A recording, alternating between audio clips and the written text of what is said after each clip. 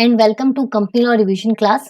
आज की जो क्लास है वो है आपकी क्लास नंबर 9, जिसमें कि हम डिविडेंड चैप्टर जो है आपका वो फुल रिवाइज करने वाले हैं। और इसमें हम कौन से सेक्शंस पढ़ेंगे, तो सेक्शन 123 से लेकर सेक्शन 127 ऑफ कंपनीज एक्ट 2013। ठीक है, इससे पहले ऑलरेडी 8 क्लासेस हो चुकी हैं जिसमें कि हमने शेयर कैपिटल तक खत्म कर लिया है। और सबसे इंपॉर्टेंट टॉपिक और कंफ्यूज्ड टॉपिक, जो बच्चों को बहुत कंफ्यूजन होता है क्योंकि कॉन्सेप्ट्स क्लियर नहीं होते हैं तो कंफ्यूजन होगा ही होगा। बट मैंने अपनी क्लास 8 में, अगर आपने नहीं देखी है, क्लास नंबर 8 में मैंने क्या डिस्कस किया था आप लोगों से, alteration versus reduction of share capital. ये मैंने आपको बहुत अच्छे से समझाया हुआ है, तो अगर आपने नहीं देखा है तो इस क्लास को देखो जरूर, क्योंकि आपके बहुत सारे कॉन्सेप्ट्स क्लियर होंगे और प्लस आपको एग्जाम्स में भी क्वेश्चंस करने में फ्रॉम दिस पर्टिकुलर टॉपिक दिक्कत नहीं होगी। अब सबसे इंपॉर्टेंट चीज देखो, इसमें हम डिविडेंड तो पढ़ेंगे प्लस क्वेश्चंस करेंगे, प्रैक्टिकल क्वेश्चंस मैं एक कराऊंगी और एक आपको होमवर्क के लिए दूंगी। आपको करना क्या है, इस वीडियो को एंड तक जरूर देखना है, ठीक है। मतलब पूरी क्लास आपको बहुत अच्छे से ध्यान करके सुननी है, क्योंकि नोट्स की चिंता मत करना, ना लिखने की जरूरत है।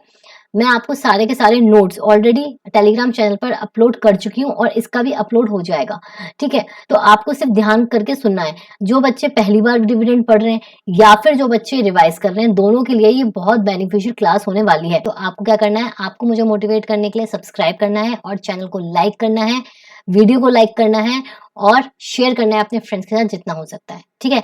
तो चलो अब स्टार्ट करते हैं, फटाफट से हम रिवाइज करेंगे सेक्शंस 123 से लेकर 127 तक। डिविडेंड क्या होता है, मैंने आपको फर्स्ट क्लास में बताया था कि जो इन्वेस्टमेंट होती है, ठीक है, इन्वेस्टमेंट थ्रू शेयर्स, उसमें हम एज अ रिवॉर्ड क्या देते हैं, डिविडेंड देते हैं।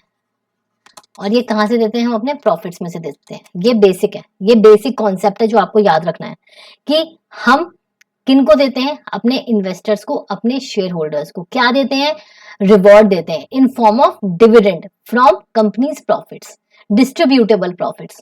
समझ आ रहा है। On the other hand debentures में क्या होता है, हमें इंटरेस्ट पे करना पड़ता है। तो यहाँ पर क्या है, क्योंकि आपने हमारी कंपनी में इन्वेस्टमेंट करी है, आपकी इन्वेस्टमेंट करने से हमारी कंपनी की ग्रोथ हुई है, तो as a reward, as a pay back करने के, उससे हम आपको क्या दे रहे हैं, एक हिस्सा दे रहे हैं अपने प्रॉफिट्स में से इन दी फॉर्म ऑफ डिविडेंड। आया समझ में, बेसिक कॉन्सेप्ट क्या है डिविडेंड का, ही समझ में आ गया होगा, ठीक है। अब एज पर सेक्शन 123 सारा प्रोसीजर गिवन है, सारे कंप्लायंसेस गिवन है, बट उससे पहले as per section 2 clause 35 dividend क्या होता है, dividend includes interim dividend, as simple as that. Interim dividend and final dividend, ये दो टाइप के डिविडेंड्स डिस्ट्रीब्यूट होते हैं, एक एक करके हम पढ़ेंगे। पहले हम बात करते हैं अपने फाइनल डिविडेंड की। तो देखो, एक कंपनी है, ठीक है, कंपनी में प्रॉफिट हो रहा है, बहुत सारा प्रॉफिट है, इन्वेस्टमेंट की हुई है शेयर होल्डर्स ने, तो हम क्या करेंगे, हम डिविडेंड डिक्लेयर कर देंगे। डिविडेंड डिक्लेयर कौन करता है रे, देखो दोनों चीजें बहुत ध्यान से याद रखनी है कि डिविडेंड रिकमेंड अलग लोग करेंगे और डिक्लेयर अलग लोग करेंगे। रिकमेंड कौन करेगा, बोर्ड ऑफ डायरेक्टर्स, हमेशा ध्यान रखना। रिकमेंड कौन करेगा, board of directors, but declare कौन करेगा, एजीएम में by passing over share holders, ठीक है। समझ आ रही है बात। रिकमेंड कौन करेगा, बोर्ड ऑफ डायरेक्टर्स। डिक्लेयर कौन करेंगे, शेयर होल्डर्स। क्यों, क्योंकि हमने एजीएम में पढ़ा है as per section 96 they are 4 transactions जो हम ओआर से पास करते हैं, उसमें से एक है आपका डिक्लेरेशन ऑफ डिविडेंड। समझ आया। नाउ डिविडेंड डिक्लेयर करने के बाद वो एक डेट बन जाता है, वो क्या बन जाता है, एक डेट बन जाता है और कैनॉट बी रिवोक्ड। रिकमेंड करते हैं बोर्ड ऑफ डायरेक्टर्स, डिक्लेयर करते हैं शेयर होल्डर्स। शेयर होल्डर्स ने एक बार डिक्लेयर कर दिया, उसके बाद वो बन गया डेट। उसके बाद कंपनी बाद में ये नहीं बोल सकती, रिवोक नहीं कर सकती कि नहीं यार ऐसा करते ना, अब हमारा मूड चेंज हो गया, अब हम डिविडेंड नहीं दे रहे। नहीं, ऐसा नहीं हो सकता है। फिर इसके भी एक्सेप्शनल केसेस हैं, जैसे वॉर वगैरह हो गया, तो उस केस में तो वो रिवोक हो सकता है by shareholders approval. Shareholders ने ही खुद कह दिया कि यार 100% अप्रूवल आ गया कि नहीं, हम नहीं चाह रहे अब डिविडेंड डिक्लेयर करो, हम चाह रहे हैं कि आप यही वाला जो पैसा है अपने एक्सपेंशन में लगा लो, डाइवर्सिफिकेशन में लगा दो, आप वो रहन दो, डिविडेंड रहन दो। तो वॉर के केस में या फिर शेयर होल्डर्स की अप्रूवल आ गई तो हम वहां पे डिविडेंड रिवोक कर सकते हैं। तो ये एक्सेप्शन है।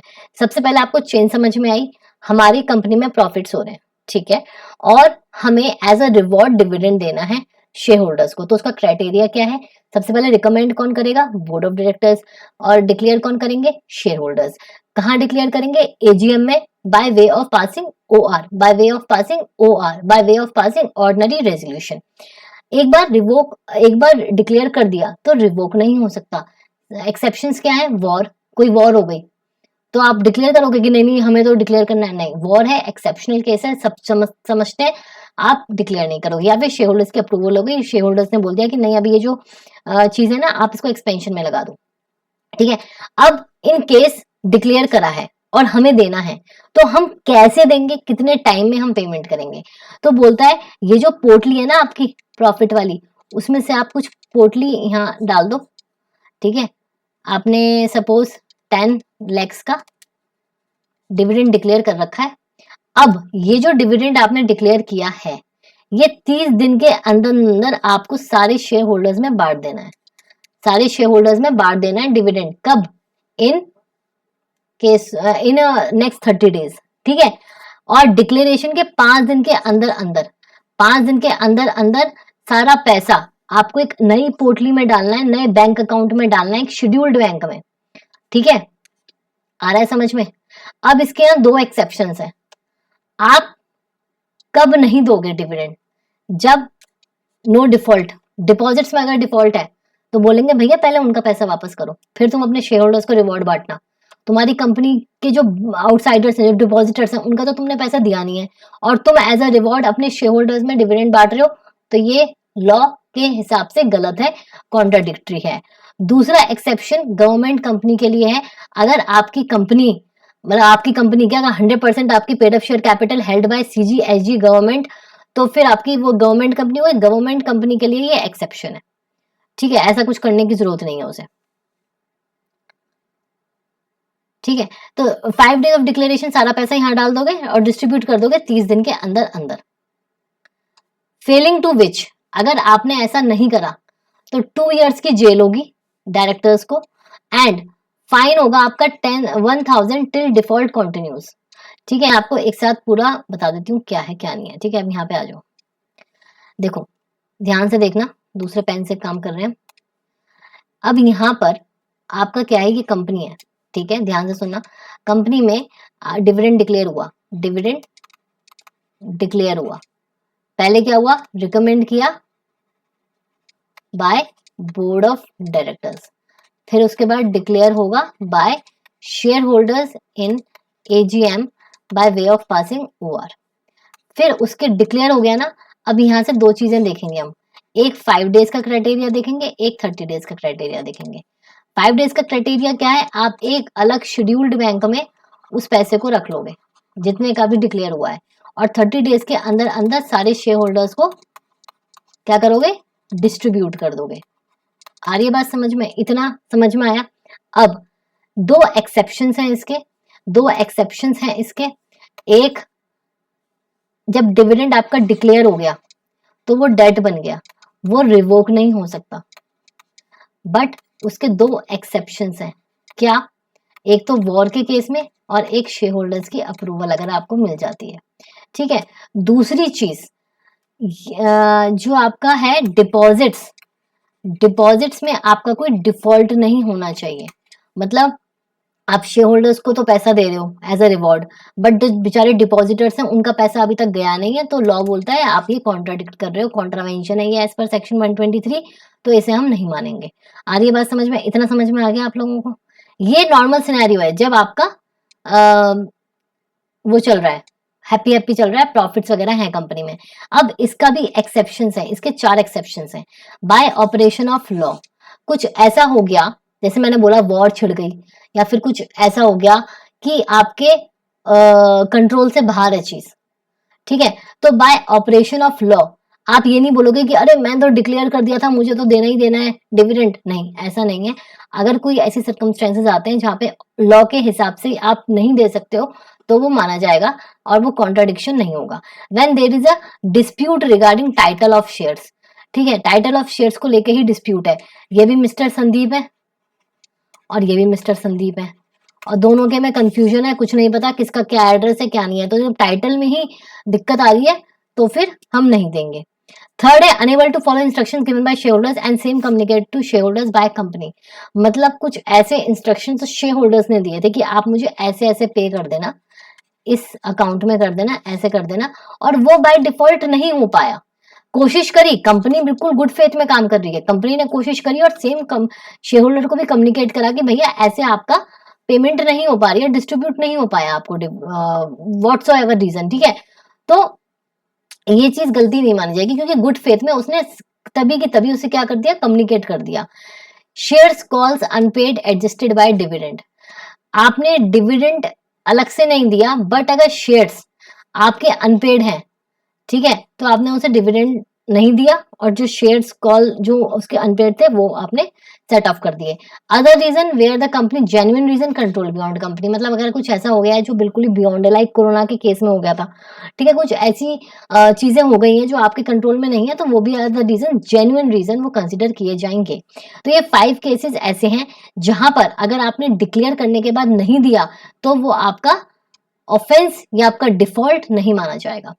लेकिन अगर आप डिक्लेयर नहीं करते हो तो 2 साल की जेल होगी डायरेक्टर्स को, और फाइन जाएगा 1000 टिल डिफॉल्ट कंटिन्यूस, ठीक है। और 18% याद रखना, 18% आपको इंटरेस्ट के साथ फिर डिविडेंड देना पड़ेगा। आ रही है बात समझ में? अब आपका है सेक्शन 124, 123 आपको क्लियर हो गया? नहीं हुआ, नहीं समझ में आया तो एक बार रिवाइंड करके देख लेना, पूरा अच्छे से चार्ट फॉर्म में समझाया है मैंने। नाउ सेक्शन 124 में कहता है कि अब वो जो डिक्लेरेशन है डिविडेंड की, ठीक है, उसके बाद अगर कुछ पैसा बच गया, कुछ पैसा बच गया तो क्या करेंगे? मैंने 10 लाख का, सॉरी 10 लाख का मैंने डिविडेंड था मेरा, उसमें से मेरे 2 लाख बच गए। अब ये लेफ्ट है, कहीं गया ही नहीं, कोई लेने नहीं आया, कोई क्लेम करने नहीं आया, तो जो अनक्लेम डिविडेंड होगा ना वो हम एक पोटली में रख लेंगे और इसको ट्रांसफर कर देंगे अनपेड डिविडेंड अकाउंट करके एक सेपरेट शेड्यूल्ड बैंक में, ताकि हमें पता रहे कि हाँ उसमें एक सेपरेट अकाउंट में हमने सारा अनपेड डिविडेंड वाला जो पैसा है वो ट्रांसफर कर दिया है। इसकी जरूरत क्या है, वो वहीं पड़ा रहता नहीं, उसकी आगे जरूरत पड़ेगी, आपको पता चलेगा कि कैसे क्यों होता है ये अलग।